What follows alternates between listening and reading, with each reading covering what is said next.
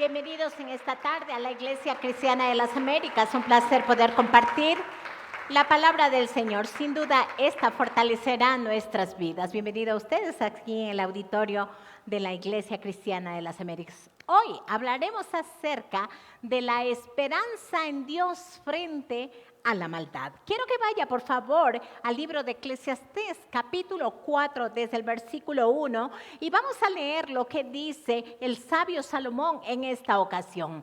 La palabra del Señor dice: además, observé toda la opresión que sucede bajo el sol. Vi las lágrimas de los oprimidos y no había nadie para consolarlos. Los opresores tienen mucho poder y sus víctimas son indefensas. Entonces llegué a la conclusión de que los muertos están mejor que los vivos. Pero los más afortunados de todos son los que aún no nacen, porque no han visto toda la maldad que se comete bajo el sol. Luego observé que a la mayoría de la gente le interesa alcanzar el éxito porque envidia a sus vecinos. Pero eso tampoco tiene sentido. Es como perseguir al viento. Los necios se cruzan de brazos y acaban en la ruina. Sin embargo, es mejor tener un puñado con tranquilidad que tener dos puñados con mucho esfuerzo y perseguir el viento.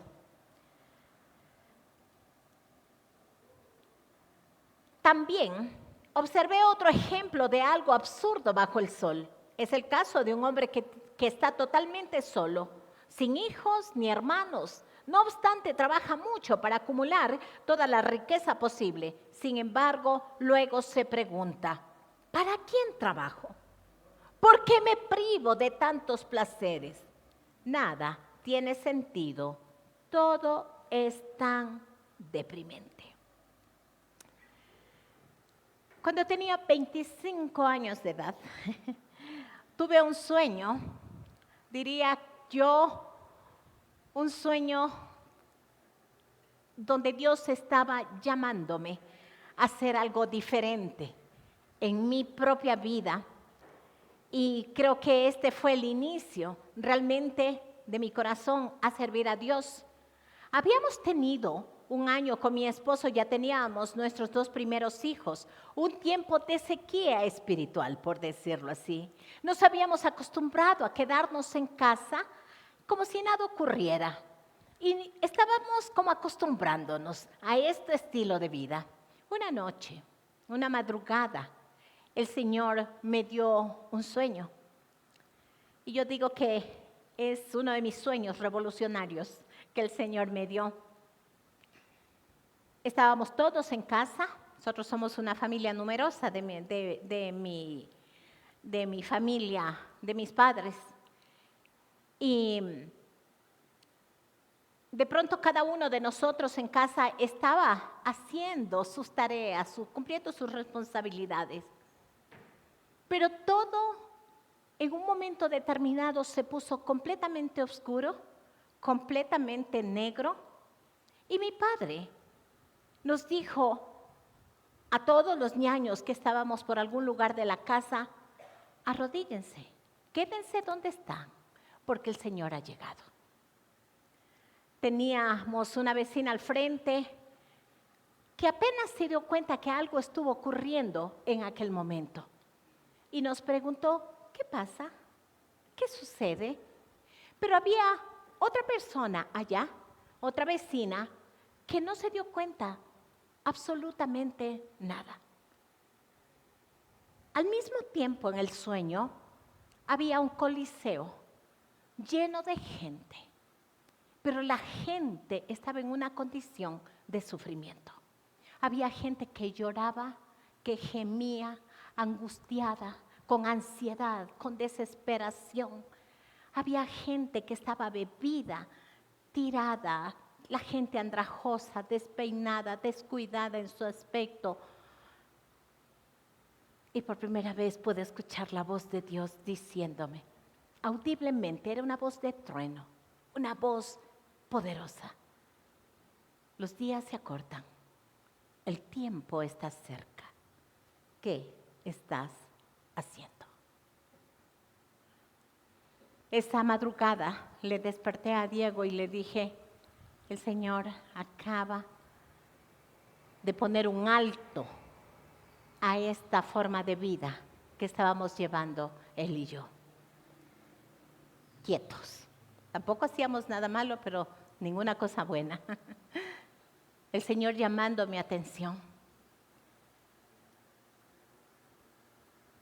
Y cuando yo leía esta porción de las Escrituras para hacer la predicación, el Señor me llevó a este recuerdo. Y yo decía, es exactamente igual a ese coliseo lleno de gente angustiada en su corazón, angustiada en su vida, desesperada, sin rumbo. Y es que, es verdad, vivimos tiempos donde esa es la condición del ser humano, donde el individualismo es promovido como un valor dentro de las familias. Tienes que pensar primero en vos. Esto lo he repetido tantas veces desde aquí. Gente vive oprimida. La soledad, sin duda, ha visitado las vidas. La gente vive en esa búsqueda de éxito, que es un ciclo sin fin. Y la gente está frustrada, vacía, está luchando por tener riqueza, por tener poder, por ser reconocida. Pero en esa carrera nunca encuentra satisfacción. La sociedad moderna está diciendo, tienes que ser independiente y autosuficiente. Y eso lleva a que cada día la gente se sienta más sola, más desesperada. Pero una de las cosas que yo encuentro en esta porción de las Escrituras, que Salomón está mostrándonos una realidad, es que hay un problema grave que tiene que ver también con la soledad del ser humano. Esta soledad que va en aumento, esta soledad que cada vez lleva la desesperación a las personas y que no solamente afecta emocionalmente al ser humano, sino también ya su parte física, desencadenando problemas cardiovasculares, depresión, ansiedad.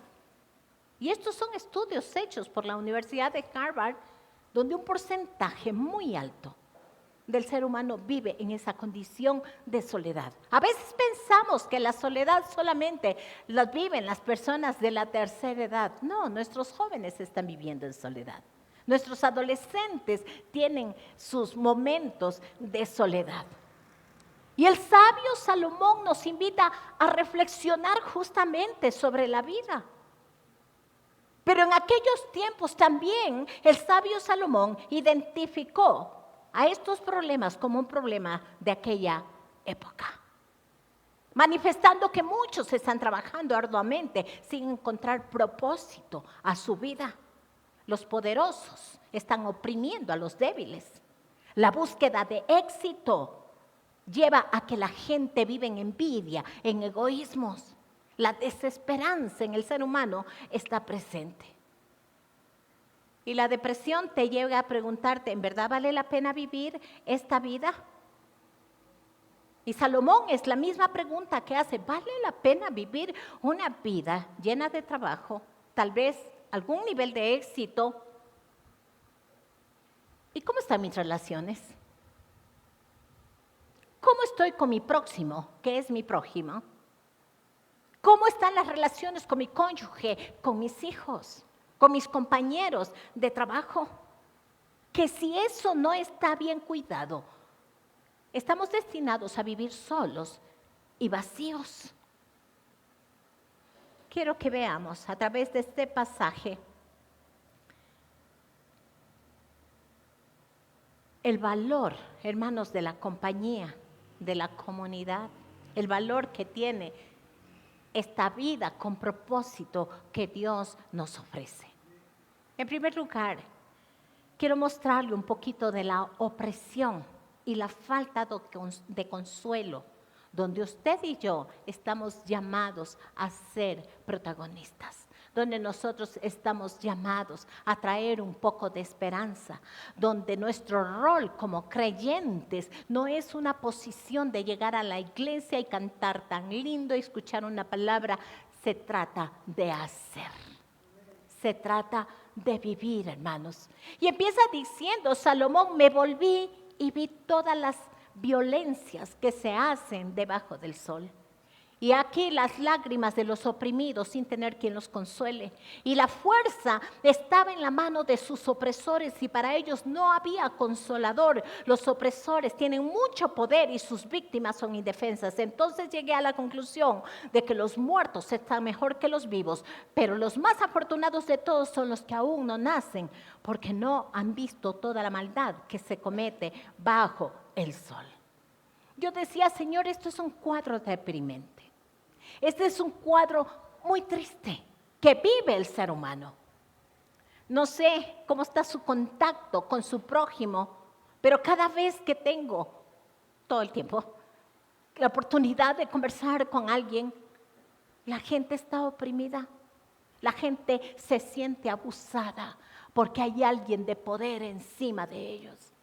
Esta semana conversaba con algunas personas y me decían: Sabri, es que es inhumano lo que hacen determinadas empresas en esta ciudad. Es inhumano. Tienes hora de entrada, pero no sabes cuándo saldrás. No eres reconocido. No eres valorado por tu trabajo. Eres maltratado con las palabras, con las actitudes de los jefes. Yo decía: Señor, ¿cuál es nuestra posición frente a tanto dolor, a estos sistemas, frente a estos sistemas injustos, donde hay una explotación laboral, donde la gente está atrapada en una situación de sufrimiento y sin ayuda, sin consuelo, sin nadie que pueda levantar la voz y decir: esto no está bien? Y yo decía: es allí donde nosotros, hermanos, como creyentes, necesitamos, tal vez no levantar la voz, pero tal vez arrodillarnos delante del Señor para romper estas estructuras, estas cuestiones de poder, porque no hay nada imposible para Dios, o buscar mejores lugares, espacios, donde se pueda tener un buen lugar de trabajo y de ayuda. ¿Sabe qué? Yo me rebelé esta semana y yo dije: no voy a comprar a esa empresa, porque no puede ser que maltrate a la gente de esa manera. Yo lo hice, yo lo decidí. Yo dije en la mañana: si alguien quiere unirse a mi campaña, bienvenido. Pero es lo que yo puedo hacer, pero también doblar mis rodillas. No sé si usted lo ha experimentado cerca, pero mirar el dolor, la angustia de esta gente frente a una injusticia. ¿Cuál es nuestra posición? Como no me toca, no me importa. Como a mí no me llega, no me importa. Y no puede ser así. Necesitamos nosotros, como creyentes, clamar la justicia de Dios, clamar su misericordia, clamar que estas conductas incorrectas puedan ser cambiadas. Por eso Salomón dice: entonces llegué a la conclusión de que los muertos están mejor que los vivos, pero los más afortunados de todos son los que aún no nacen, porque no han visto toda la maldad que se comete bajo el sol.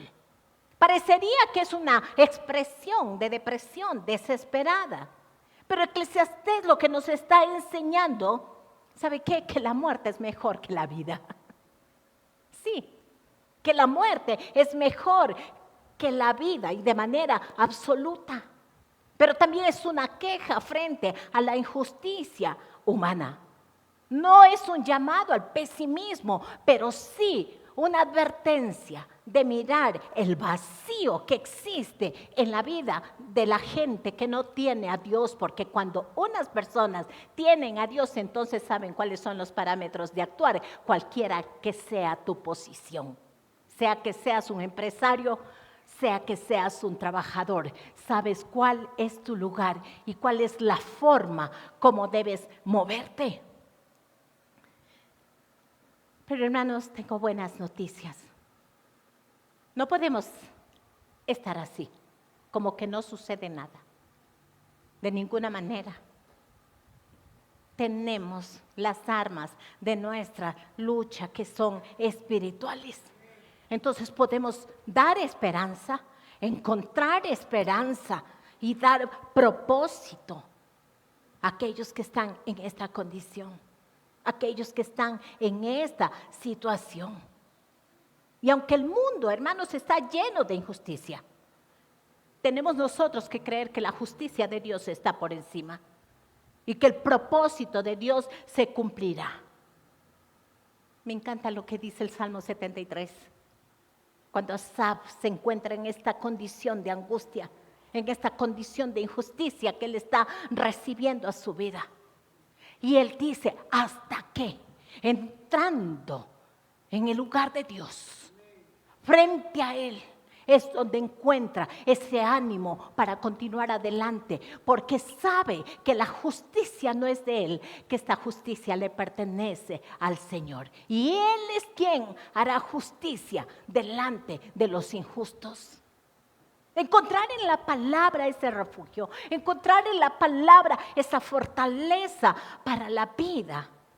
Frente a una condición, frente a una situación de injusticia, tenemos que aprender a confiar en la justicia de Dios y que Él tiene propósitos en medio de cada situación. Que el Señor nos dé, hermanos, entonces esa fe para poder vivir con esperanza. El Salmo 118, versículo 24 dice, este es el día que hizo el Señor, nos gozaremos y nos alegraremos en Él. Porque de lo contrario, hermanos, podríamos vivir toda la vida deprimidos, en angustia, en desesperación. Tenemos mucha gente de otros países que ha venido a nuestro país. Y sabe, cada vez que tengo la oportunidad de conversar con uno de ellos, todos son abusados. Todos son abusados. Y yo digo, Señor, tú vas y puedes ir delante de ellos, abriendo camino, dándoles mejores oportunidades, dándoles mejores espacios para sus vidas. Juan capítulo 10, versículo 10, el Señor manifestando dice, yo he venido para que tengan vida y para que tengan esa vida abundante que yo les ofrezco.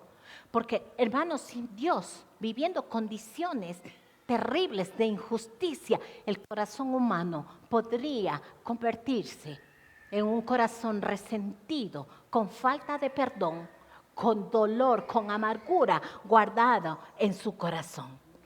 El apóstol Pablo, frente a esta declaratoria de Salomón, de decir que los muertos están mejor, en Filipenses capítulo 1, versículo 23, él dice, estoy dividido entre dos deseos. Quisiera pedir estar con Cristo, lo cual sería mucho mejor para mí.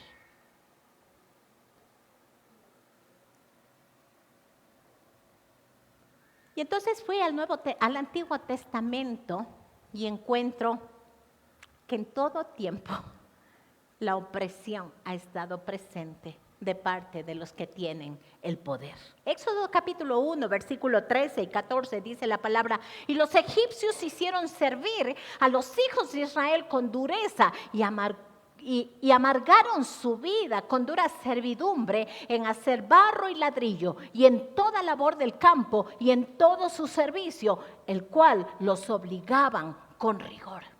Sufriendo este pueblo de Israel un abuso de poder, sin tener nadie que los defendiera.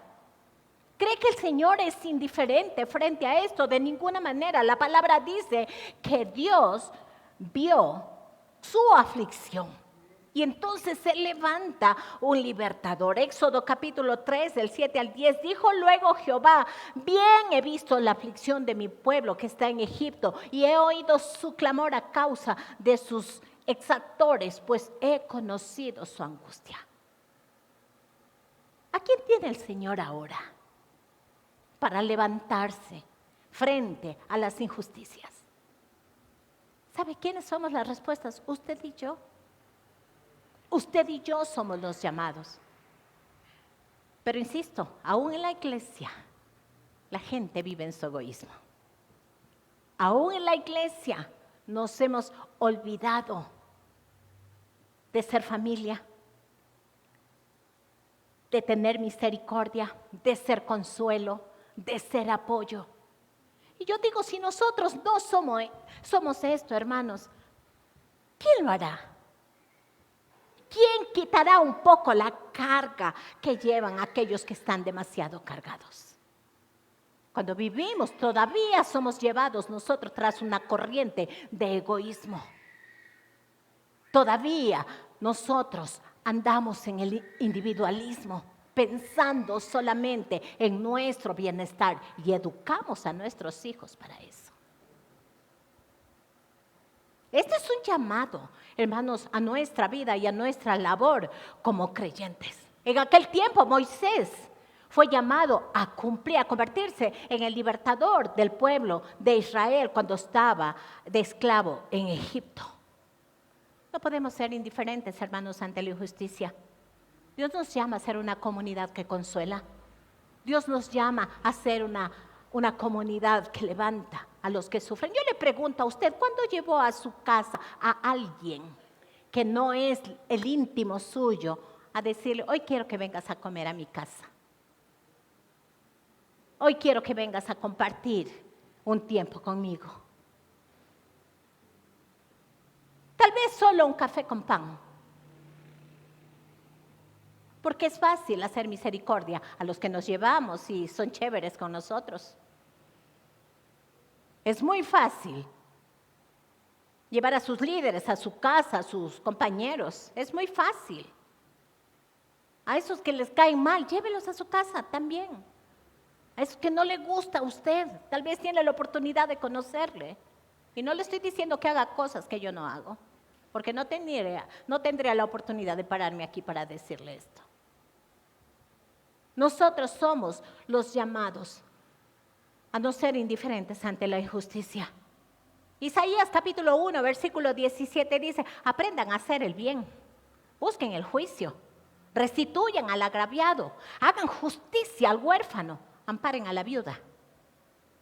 Le pregunto, ¿estamos dispuestos a ser instrumentos de Dios para aliviar el dolor de otros? Ojalá lo fuéramos, hermanos. Ojalá fuéramos realmente esos instrumentos verdaderos para aliviar el dolor de otras personas. Otro de los aspectos que enfoca Salomón tiene que ver con la envidia, como ese motor que lleva al éxito a las personas. ¿Qué te mueve para ir más allá? Eclesiastés 4:4 dice, luego observé que a la mayoría de la gente le interesa alcanzar el éxito. ¿Por qué? Porque envidia a sus vecinos. Pero eso tampoco tiene sentido. Es como perseguir el viento. Las redes sociales hoy en día han intensificado esta comparación y la envidia. La gente vive mostrando rostros que no tiene, ¿no? ¿Cómo se llaman? Esto para mostrar que la piel es perfecta. Filtros. Estos filtros, ¿no? Chútimas, luego cuando usted lo encuentra en la calle no ha sido pues así. Sí, estamos siempre procurando mantener una versión perfecta de la vida. Y a veces estamos midiendo nuestro valor por lo que otros tienen, por lo que otros hacen. Entonces empieza la competencia y entonces empieza la guerra a desear lo que otro tiene. Somos buenazos, con los filtros podemos engañar sobre cómo estamos, más luego toman una foto y estamos comiendo la hamburguesa. Oiga, eso es feo, ¿sabe qué? Eso es feo. Frente a tanta necesidad, nosotros deberíamos cuidarnos de hacer eso. Coma callado, no publique. Sea sensible, porque tal vez no todos tienen la oportunidad de comer lo que usted está comiendo. Pero así somos.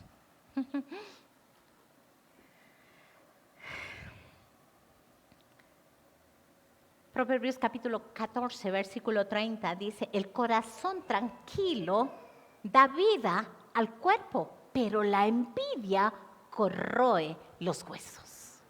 Eso es lo que hace la envidia en el corazón del hombre. Alguna vez conversaba con alguna persona y me decía, es que mi vecino ya cambió de carro, entonces estoy obligado a cambiar el carro. Viven en una competencia, en un círculo, donde llamas, luego quieres la chompa verde del Marquito. ¿Te gusta la chompa verde? No, yo también quiero una igualita, así que mañana mismo me compro. Y así vivimos. Y entonces empiezas a escalar y no importa a quién hieres, a quién lastimas, a quién afectas de ninguna manera. Y dice Salomón, la mayoría de gente le interesa alcanzar el éxito porque envidia a sus vecinos, porque envidia al otro que ha ido mucho más allá. Y eso no da tranquilidad al corazón, por eso dice el corazón tranquilo, da vida al cuerpo, pero la envidia corroe el hueso. La envidia nunca nos da nada, nunca nos regala absolutamente nada más que amargura en el corazón del ser humano. Hay un ejemplo en la Biblia a través de Caín y Abel, ¿no? ¿Sabe qué lo llevó a este hombre a matarlo? A su hermano, la envidia.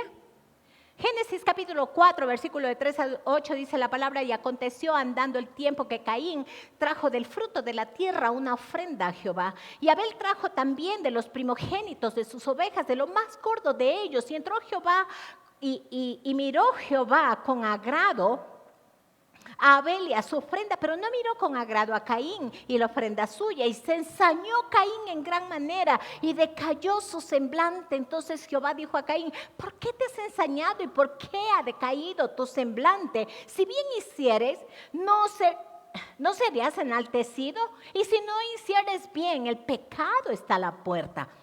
Con todo esto, a ti será su deseo y tú te enseñorearás de él. Y dijo Caín a su hermano Abel, salgamos al campo. Y aconteció que estando ellos en el campo, Caín se levantó contra su hermano Abel y lo mató. Eso es lo que puede hacer la envidia en el corazón de una persona. Tal vez no vayas a matarlo físicamente, pero mueren relaciones a causa de la envidia. Puedes matar a alguien a causa y matarte tú mismo. No, eso es como la falta de perdón. Así es la envidia. Te daña, te corroe. El rostro, dice la palabra, que de Caín se desencajó a causa de la envidia, porque el Señor le agradó la ofrenda de Abel. Eso es lo que hace la envidia. Entonces la envidia, hermanos, nunca trae satisfacción. Solo vacío, solo destrucción. Entonces, frente a ello, ¿qué es lo que hace Dios? Nos llama a vivir con contentamiento, con gratitud. Mire lo que dice el apóstol Pablo en Filipenses capítulo 4, versículo del 11 al 13. No lo digo porque tenga escasez, pues he aprendido a contentarme cualquiera que sea mi situación. Sé vivir humildemente y sé tener abundancia. En todo y por todo estoy enseñado, así para estar saciado como para tener hambre, así para tener abundancia como para padecer necesidad. Todo lo puedo en Cristo que me fortalece. Para nuestra aplicación, ¿estoy detrás de qué? Estoy queriendo la casaca, estoy detrás del éxito. ¿Por qué? Porque tengo envidia de alguien que va avanzando y yo me estoy quedando. ¿O estoy cumpliendo el propósito de Dios en lo que estoy haciendo en mi vida? En tercer lugar, la pereza y el exceso de trabajo nos enfoca también en estos tiempos. Salomón 5:6 dice, los necios se cruzan de brazos y acaban en la ruina. Sin embargo, es mejor tener un puñado con tranquilidad que tener 2 puñados con mucho esfuerzo y perseguir al viento. Se llama equilibrio, hermanos. Se llama equilibrio. Algunos son holgazanes, ¿no? Y caen en pobreza, dice la palabra del Señor. Pero hay otros que trabajan tanto, que han sacrificado su familia, sus hijos, sus relaciones, y que al final se encuentran completamente vacíos. Ni la pereza, hermanos, ni el trabajo excesivo son caminos correctos. Pero son males actuales, pero son males que existieron desde siempre. Proverbios capítulo 24, 33 y 34 dice, duerme un rato, descansa un poco, cruza los brazos, toma una siesta y te sorprenderá la pobreza como un ladrón y la miseria como un atraco a mano armada. El no tener equilibrio en nuestra vida, hermanos queridos, es otro problema social, es otro problema actual, es otro problema que definitivamente lleva al hombre a vivir muchas veces en estados de escasez. Necesitamos entrar en este punto de equilibrar nuestras vidas y de aprender a vivir con contentamiento en nuestro diario vivir. Hay dos mujeres a través de la palabra que está escrito en los evangelios que nos muestran este equilibrio o este desequilibrio de vida. Marta y María. Esta Marta afanada, siempre haciendo cosas, olvidando esta relación con Dios, ¿no? Siempre. Y la otra, pegada del Señor, los polos. Y cuando llega frente a Jesús y le dice, oye Señor, que no te da algo a vos, que le veas a mi hermana que no me ayuda a hacer todo lo que tengo que hacer. ¿Y sabe qué? El Señor le dice, bueno, ella ha escogido la mejor parte. Eso es lo que le dice el Señor. Tal vez ella entendió bien las añadiduras y el reino de Dios, ¿no es cierto? El buscar el reino de Dios. De ninguna manera estoy con esto diciendo que usted tiene que pasarse orando y no cumplir sus responsabilidades y sus obligaciones, ¿no es cierto?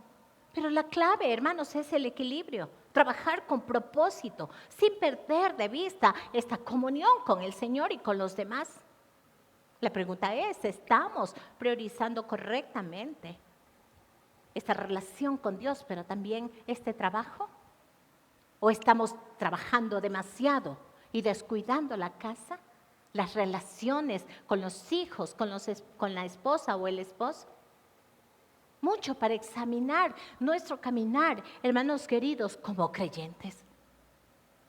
Finalmente, venza la soledad y busque propósito para su vida. El 7 y 8 de Eclesiastés dice, también observé otro ejemplo de algo absurdo bajo el sol. Es el caso de un hombre que está totalmente solo, sin hijos ni hermanos, no obstante trabaja mucho para acumular toda la riqueza posible, sin embargo luego se pregunta, ¿para quién trabajo? ¿Por qué me privo de tantos placeres? Nada tiene sentido, todo es deprimente. Y nos encontramos frente a una escena, ¿no?, que describe Salomón, de alguien que está trabajando sin cesar, de alguien que está acumulando riquezas, pero no tiene un propósito real en su vida. Cuidado con las obsesiones en nuestra vida. Hay gente que tiene una obsesión por el trabajo y ya se convierte en una patología, ¿no es cierto? y está allí. Y las otras áreas de su vida descuidado.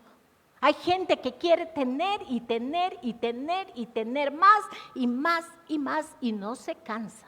Siempre quiere más, siempre está buscando más, siempre está anhelando más. Pero ¿sabe qué está adicionado a esto? Los egoísmos, porque la gente que más tiene es la menos generosa. ¿Sí sabía usted? Es la gente que menos le gusta compartir, que le gusta dar. ¿Por qué? Porque hay vacíos en el ser humano. Que estas cosas, esta búsqueda que tienen, están tratando de que llenen el corazón, que llenen la vida. Y no hay tal cosa.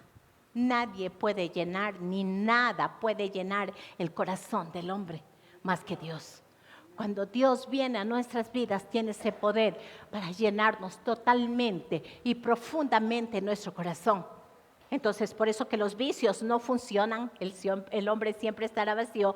Por eso es que las posesiones tampoco funcionan y el ser humano estará vacío. Por eso que busca de relaciones tras relaciones tras relaciones, tampoco llenarán el corazón. Porque hay un lugar en el corazón del hombre que solamente le pertenece al Señor y solamente Él puede llenarlo.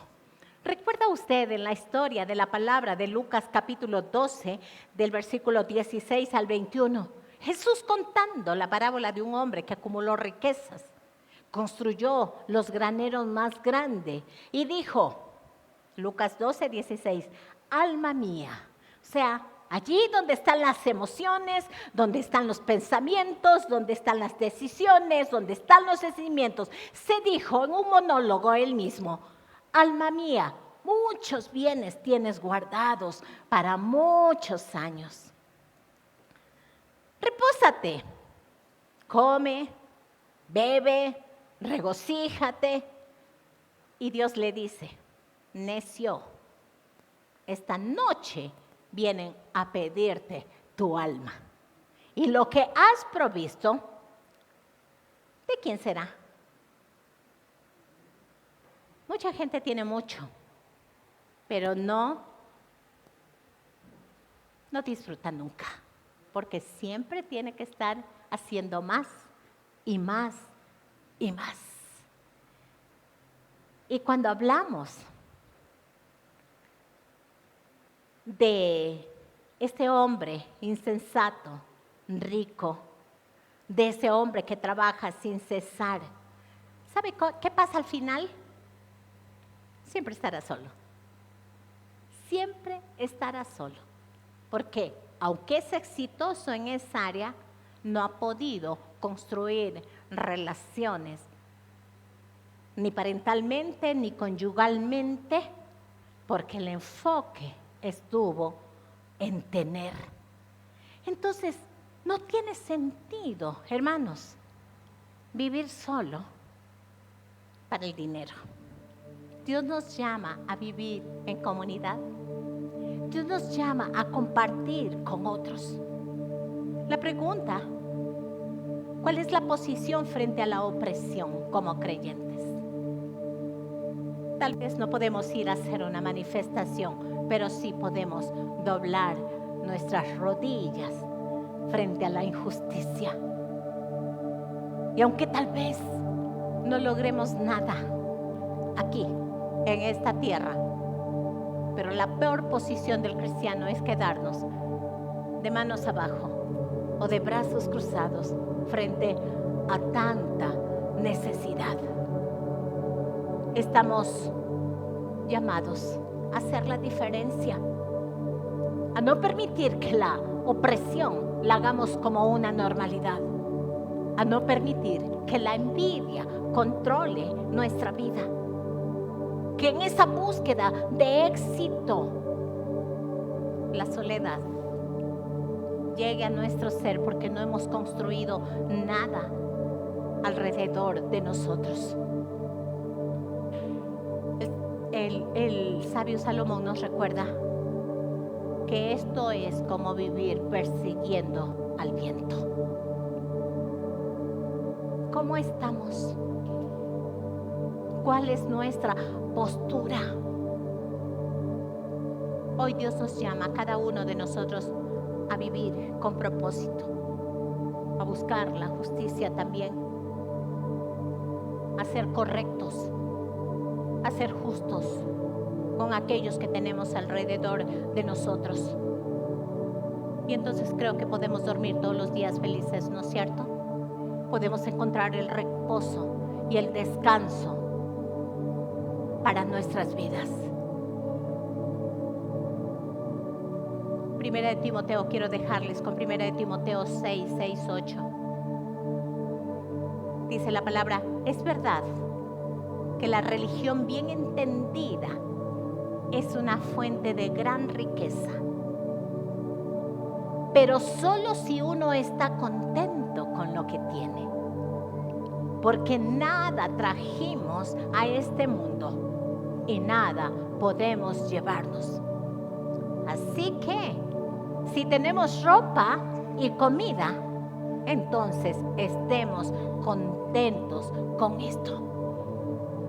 También Colosenses capítulo 3, 23, 24 dice la palabra: hagan lo que hagan, trabajen de buena gana como para el Señor y no como para nadie en este mundo, conscientes de que el Señor los recompensará con la herencia.